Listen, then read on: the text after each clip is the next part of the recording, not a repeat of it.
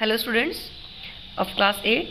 So we were doing lesson number 8, the last leaf of the midnight oil, and we were on page number 89. We have done till first para, जिसमें doctor ने कहा था स्यू को कि मैं Johnsy को ठीक कर सकता हूँ, मैं प्रॉमिस कर सकता हूँ कि वो बिल्कुल ठीक हो जाएगी और 50% चांसेस बढ़ जाएंगे उसके रिकवर होने के, बट अगर आप उसको विंटर स्टाइल्स के बारे में बताएंगे और उसके अंदर उम्मीद, एक होप, अगर उसको विल पावर स्ट्रॉन्ग करेंगे तो. So now let's start. After the doctor had gone, Sue went into the work room and cried her heart out.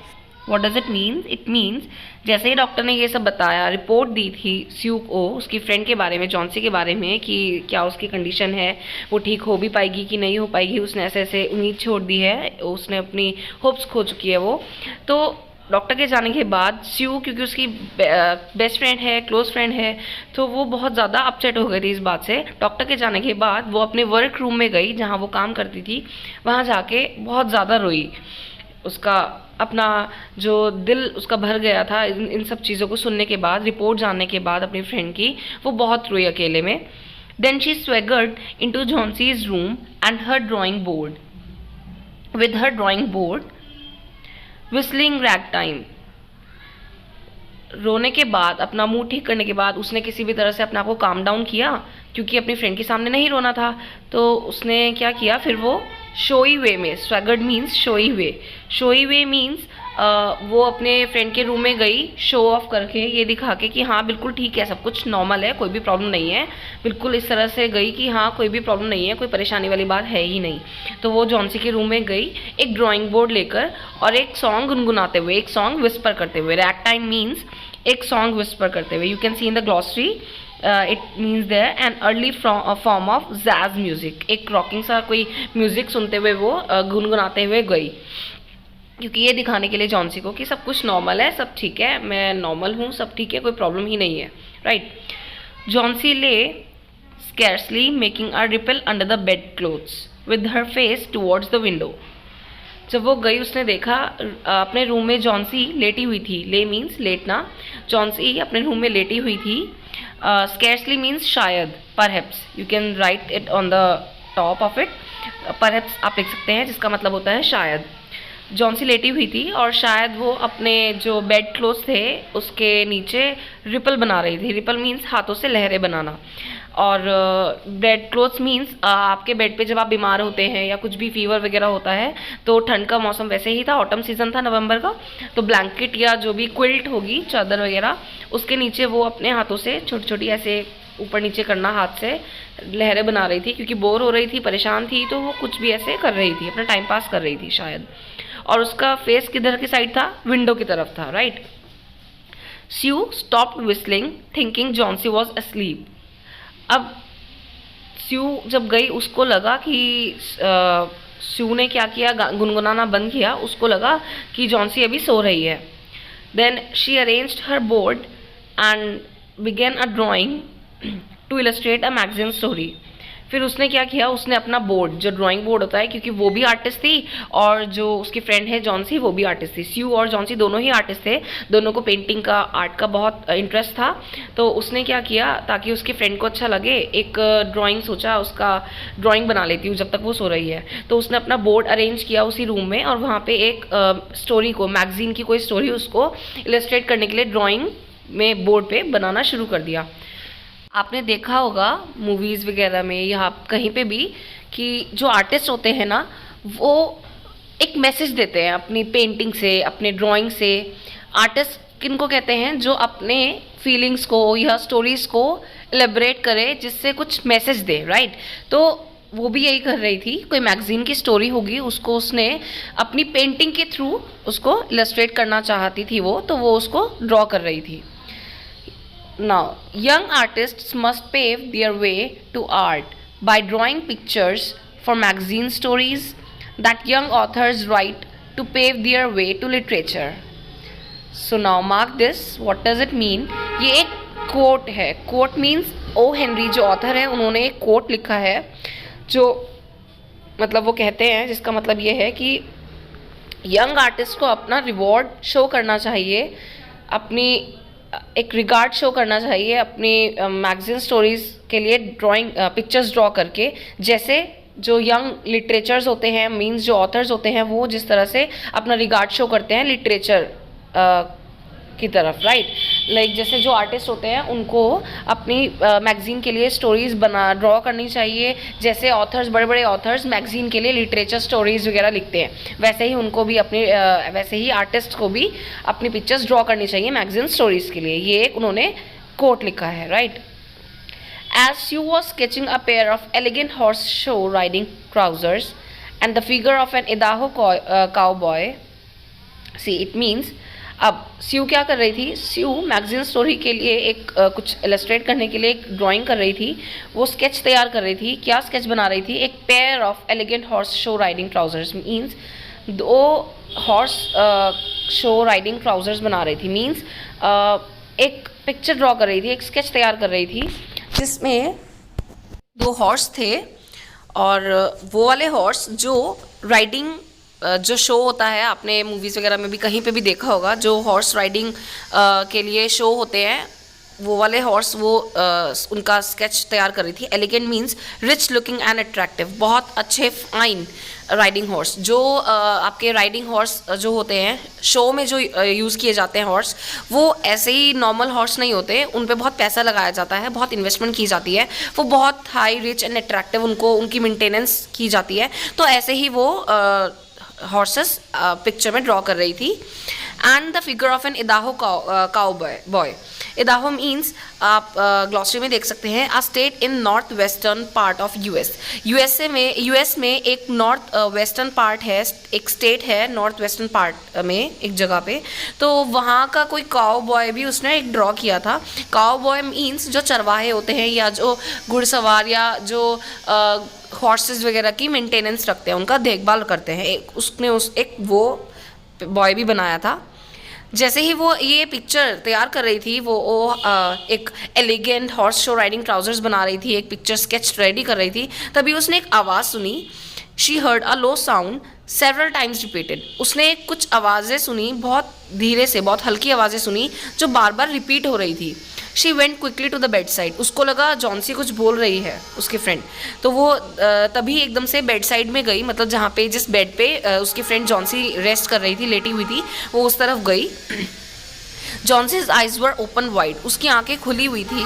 She was looking out of the window and counting backward, Sue ने देखा कि उसकी Johnsy की आंखें खुली हुई हैं और वो विंडो की तरफ बाहर देख रही है और कुछ बैकवर्ड काउंटिंग कर रही है। मीन्स बैकवर्ड काउंटिंग मीन्स उल्टी गिनती, राइट, उल्टी काउंटिंग करना, लाइक जैसे 10, 9, 8, राइट, ऐसे वो कुछ बैकवर्ड काउंटिंग कर रही थी। 12 she said, now mark this for who said to whom. Before that I want to mark you, I want to give you an question, जहाँ पे आपकी बुक में लिखा है ना, as you was sketching a pair of elegant horseshow riding trousers, तो वहाँ पे एक आप क्वेश्चन नोट डाउन कर सकते हैं। मैं ये क्वेश्चन पूछ सकती हूँ आपसे, what was Sue sketching to illustrate a magazine story? All right, so question क्या है, what was Sue sketching to illustrate a magazine story? and answer आपको पता ही है, Sue was sketching a pair of elegant horse show riding trousers and the figure of an Idaho cowboy. All right, so now move forward. जब उसने देखा कि Johnsy कुछ की eyes open है और वो कुछ काउंटिंग बैकवर्ड कर रही है, तो अब mark this, who said this, 12, अब काउंटिंग कौन कर रहा था, जॉन्सी, तो you can mark this for who said to whom. 12 she said, she refers to here Johnsy, and little later 11 and then 10 and then 9 and then 8 and 7 almost together. वो Johnsy counting backward counting कर रही थी, पहले 12, 11, 10, 9, 8, 7 and all, वो ऐसे counting कर रही थी backward. Sue looked with worry and concern out of the window, अब स्यू को लगा कि जॉन्सी को पता नहीं क्या हुआ है, ये एक तो इतनी बीमार है और बाहर विंडो से झांक रही है, विंडो से ऐसा बाहर क्या है कि वो बाहर देख रही है। उसको टेंशन हो गई क्योंकि वो एक तो बाहर देख रही थी कॉन्टीन्यूसली जॉन्सी, और कॉन्टीन्यूसली बाहर देखने के साथ साथ वो कुछ काउंटिंग कर रही थी, वो भी बैकवर्ड, तो स्यू को बहुत ज़्यादा टेंशन हो गई। उसने टेंशन में ही बाहर की तरफ देखा, विंडो की तरफ, स्यू ने, कि ऐसा क्या है बाहर। What was there to count, बाहर ऐसा क्या है काउंट करने के लिए। There was only a bare dreary yard to be seen, and the blank side of the brick house 20 feet away. वहाँ पे एक बेकार सा dreary yard to be seen means वहाँ पे एक बेकार सा एक यार्ड था, ठीक है, देखने के लिए, और कुछ नहीं था। और ब्लैंक साइड थी ब्रिक हाउस की, मीन्स उसके विंडो के अपोजिट साइड एक घर था, ब्रिक हाउस, ठीक है, ईंटों का बना हुआ घर था जो 20 feet अवे था। यही था और कुछ नहीं था, वो उस तरफ देख रही थी। An old ivy vine, gnarled and decayed at the roots, climbed halfway up the brick wall. Ivy vine means gnarled, Gnarled. Its pronunciation is gnarled. Be careful with this. It means twisted and knotted. Means उलझी हुई, बिल्कुल twisted and knotted, जैसे गुथी हुई छोटी होती है, like वैसे ही उलझी हुई एक बेल थी। Ivy wine means green colour में होती है, डार्क ग्रीन या सूखी जब झड़ने वाली होती है, ऐसे पत्तियां थी। बेल थी एक बहुत बड़ी सी ऐसी बेल जो वॉल के सहारे बनती चली जाती है, बहुत बड़ी होती चली जाती है, लेकिन वो होती है वॉल के सहारे ही पूरी बड़ी बेल बनती है, राइट। तो बस यही था वहाँ पे और कुछ भी नहीं था। जो बिल्कुल ब्रिक वॉल जो थी सामने वाली, उस पर वो बनी हुई थी। The cold breath of autumn had stricken its leaves from the vine until its skeleton branches clung almost bare to the crumbling bricks. See, क्या होता है ना, जैसे ही ऑटम सीजन, पतझड़ जिसे आप बोलते हैं, ऑटम सीजन स्टार्ट होता है तो ऑटम सीजन में क्या होता है, जितनी भी लीव्स होती हैं अच्छे से वो झड़ने लगती हैं। ये तब तक झड़ती हैं जब तक सारी लीव्स, ये तब तक ख़राब होती हैं जब तक ये सारी लीव्स झड़ नहीं जाती बेल पे से या कहीं से भी, और उसके बाद न्यू लीव्स फॉर्म होती हैं, राइट। तो जॉन्सी क्या कर रही थी, जॉन्सी विंडो के बाहर एक 20 feet अवे ब्रिक हाउस था, उस पर जो बेल बनी हुई थी जो अब बिल्कुल झड़ रही थी, क्योंकि ऑटम सीजन था, उसको वो देख रही थी। मींस बाहर सामने के साइड उसके जो ईंटों का एक घर था 20 feet अवे, उस पर एक बेल बनी हुई थी, उसको वो देख रही थी, और उसकी जो पत्तियां थी वो बिल्कुल झड़ना शुरू हो गई थी और बिल्कुल डार्क ख़राब हो रही थी। बिल्कुल जब तक वो झड़ रही थी, जब तक बिल्कुल ख़राब हो रही थी, वो ढांचा बिल्कुल ख़राब हो रहा था, जब तक वो लीव्स सारी झड़ नहीं जाती और जब तक उसके बाद न्यू लीव्स नहीं बनती। तो वो उस पत्तियों को, उस बेल को देख रही थी कि वो एक एक करके झड़ रही है और उसकी वो काउंटिंग कर रही थी। जैसे ही एक बेल गिरी, एक पत्ती गिरी, एक वहाँ से लीफ गिरी, तो उसकी वो काउंटिंग कर रही थी। Now come to the next page, page number 90। What is it dear? asked Sue. Mark this. किसने पूछा ये? Sue, उसकी फ्रेंड ने पूछा, ये क्या है? 6 and Johnson almost inaudible. Inaudible means they cannot be heard. Means जो सुन ना पाए। मतलब जॉन्सी ने उसकी बात तब भी नहीं सुनी। स्यू ने उसको बोला कि ये क्या कर रही हो तुम, ये क्या है? तो जॉन्सी ने उसकी बात को अनसुना कर दिया, उसकी बात नहीं सुनी। उसने सिंपल काउंटिंग करनी वो करी रही थी, 7 से अब वो 6 पर आ गई थी। दे वर फॉलिंग फास्टर नाउ, और वो जल्दी जल्दी गिर रही हैं। क्या? लीफ, जितनी भी लीव्स थी वो अब और ज़्यादा जल्दी स्पीड में गिर रही हैं। 3 days ago there were almost 100. It made my headache counting them. Johnsy अब बोल रही है कि अब जितनी भी लीव्स हैं वो बहुत स्पीड में झड़ रही हैं। 3 दिन पहले ये सब ऑलमोस्ट 100 लीव्स थी, जिससे मेरा हेडेक हो गया था, काउंट करने में बहुत प्रॉब्लम हुई थी। But now it's easy. There goes another one that leaves only 5 now. अब ये बहुत इजी हो गया है काउंट करना, क्योंकि पहले 100 थी, अब बिल्कुल कम होती जा रही हैं। देखो अब एक और गिर गई है, अब ये सिर्फ कितनी बची हैं? 5 लीव्स बची हैं। 5 व्हाट डियर? टेल योर स्यू। स्यू ने जॉन्सी से कहा 5 क्या डियर? मुझे बताओ, अपनी फ्रेंड को, अपनी फ्रेंड स्यू को बताओ। Leaves on the ivy wine. किसने कहा? जॉन्सी ने रिप्लाई किया, मैं लीव्स की बात कर रही हूँ आइवी वाइन पे। जो बाहर बेल है, जो सामने वाले घर के वॉल पे जो बेल बनी हुई है, उस पे जो लीव्स हैं अब वो सिर्फ 5 बची हैं। When the last one falls, my last breath goes too. I have known that for 3 days. Didn't the doctor tell you? Johnsy बता रही है, स्यू को बोल रही है कि जैसे ही लास्ट लीफ गिरेगी वैसे ही मेरी ब्रेथ भी चली जाएगी। लास्ट जो धड़कन है, सांस है, वो बंद हो जाएगी। जैसे ही लास्ट लीफ गिर जाएगी वैसे ही मैं भी मर जाऊंगी। मुझे पता है, बस 3 दिन की और बात है। डॉक्टर ने तुम्हें नहीं बताया? ये किसने कहा? जॉन्सी ने। जॉन्सी इतना डिप्रेस फील कर रही थी, उसको निमोनिया हो गया था, वो इतनी डिप्रेस थी, इतनी परेशान थी, उसको लगा कि उसके बचने का कोई चांस नहीं है। और जो सामने वाली वॉल पे, घर की वॉल पे बेल थी, आईवी वाइन थी, उस पर जितनी भी लीव्स थी उनको वो अपनी ब्रेथ से, अपनी सांसों से कंपेयर कर रही थी कि बस अब ये काउंट बैक कर रही थी कि अब ये पत्ती झड़ी, ये मेरी सांस गई, ये लास्ट लीव जैसे ही चली जाएगी 3 दिन बाद, बस कुछ दिन की बात तो थी, अब जैसे ही लास्ट लीफ गिरेगी वैसे ही मैं भी नहीं बचूंगी। वो ऐसे कंपेयर कर रही थी लीव्स को अपनी सांसों से, राइट? इतनी ज़्यादा वो डिप्रेस थी। Oh I never heard of such nonsense complaint Sue को इस बात पे गुस्सा आ गया। उसने बोला कि मैंने ऐसा बेवकूफ़, ऐसी नॉनसेंस बातें कभी नहीं सुनी। What have old ivy leaves to do with your getting well? इससे क्या फ़र्क पड़ता है? आईवी, पुरानी आईवी लीव से तुम्हारी हेल्थ से क्या फ़र्क पड़ता है? क्या कंपैरिजन क्या है इस चीज़ का? And you used to love that vine so you young you naughty girl. अब वो स्यूज को डांट रही है, जॉन्सी को, कि तुम्हारी ये पुरानी आईवी लीव्स के लीव से तुम्हारी हेल्थ का क्या कंपैरिजन है, और तुम्हें तो ये वाइन बहुत पसंद थी, ये लीव्स बहुत पसंद थी। You naughty girl, don't be so goosey. Goozy means silly. Don't be silly. Only this morning the doctor told me that your chances for getting well real soon were 10 to 1. अभी सुबह ही मुझे doctor ने बताया है कि तुम्हारे recover होने के चांसेस अब ज़्यादा हो जाएंगे। अभी 1% है आउट ऑफ 10, बट ये जल्दी ही रिकवर होने वाले हैं। Why?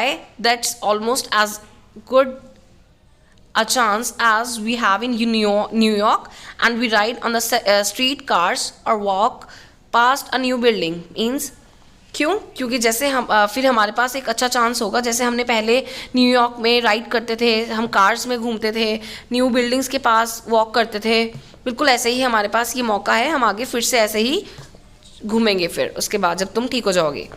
Try to take some broth now. What do you mean by broth? You can see in the glossary, thick soup.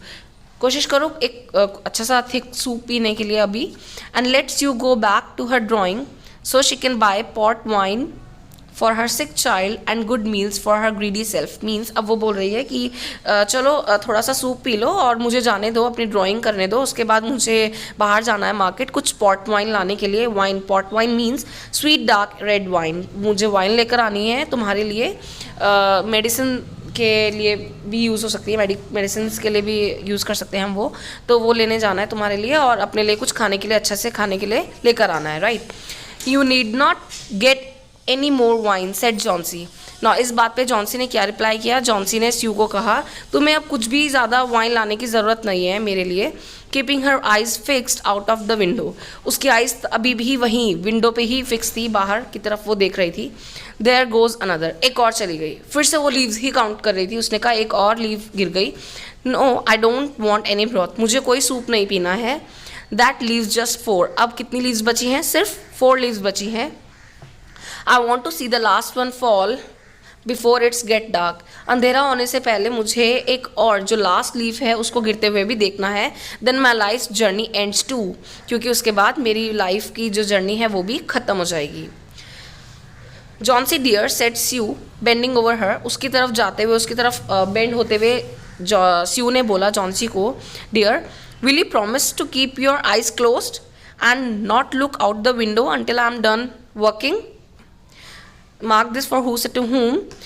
Johnsy ने स्यू ने जॉन्सी को बोला कि क्या तुम मुझसे प्रॉमिस करोगी, अपनी आइज़ क्लोज करो थोड़ी देर के लिए और बाहर देखना बंद करो जब तक मैं अपना काम फिनिश कर लूँ। I must hand those drawings in by tomorrow, मुझे ये ड्राइंग्स कंप्लीट करनी है कल तक। Anyhow couldn't you draw in another room?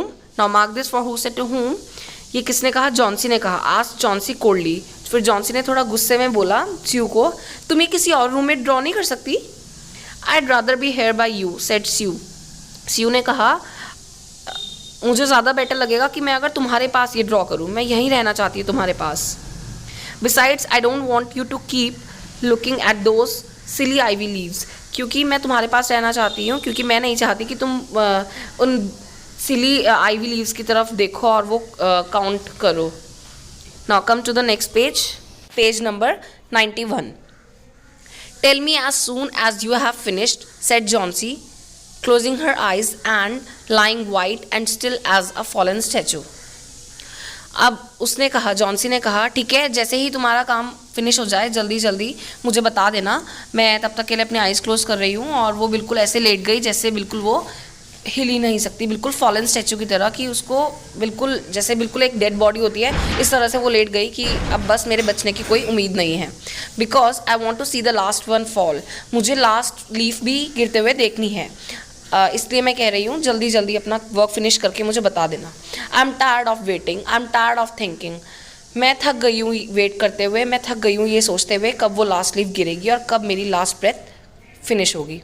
I want to turn loose my hold on everything and go sailing down just like one of those poor tired leaves। अब वो बोल रही है कि मैं सब चीज़ों से कंट्रोल अब खोना चाहती हूँ, मैं थक चुकी हूँ, मेरा दिमाग इतना नहीं है कि मैं अपने दिमाग पे कंट्रोल रख सकूँ। अब बस मुझे भी जैसे वो पुअर बेचारी टायर्ड लीव्स गिरती जा रही हैं, मुझे भी बस अब ये देखना है कि मैं कब गिर रही हूँ, मैं भी अब झड़ती जा रही हूँ, मतलब ख़त्म होती जा रही हूँ, मेरे अंदर बिल्कुल भी जान नहीं बची है कि मैं अब कुछ भी सोच सकूँ। सो मुझे भी वो लास्ट लीव गिरते हुए देखनी है।